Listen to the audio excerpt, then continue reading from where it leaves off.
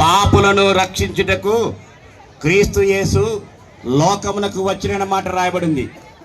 కాబట్టి సర్వలోకము పాపంతో నిండి ఉండినప్పుడు ఏ భేదము లేదు, అందరూ పాపము చేసి దేవుడు అనుగ్రహించు మహిమను పొందలేకపోతున్నారని లేఖన భాగంలో రాయబడి ఉన్నది. కనుక ఆ దేవుడే ఎవరు కూడా పాపము చేసి పాతాళానికి వెళ్ళకూడదని, పాపం చేసి నిత్య నరకానికి వెళ్ళకూడదని ఆయన సర్వలోకాన్ని ప్రేమించాడు. దేవుడు లోకముని ఎంతో ప్రేమించాలని రాయబడి ఉంది. ఆయన ప్రేమించి మనలందరినీ కూడా నిత్య నరకానికి గురి కాకుండా, మనమందరం కూడా చేసిన తప్పుకు శిక్ష అనుభవించకుండా ఆ యేసు ప్రభుని ఈ లోకానికి పంపించాడు.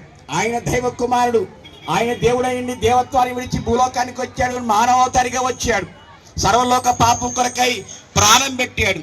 అందరినీ తన రక్తం చేత కడిగి నీతిమంతుడిగా తీర్చాడు, నిత్య రాజ్యానికి వారసులుగా చేశాడు.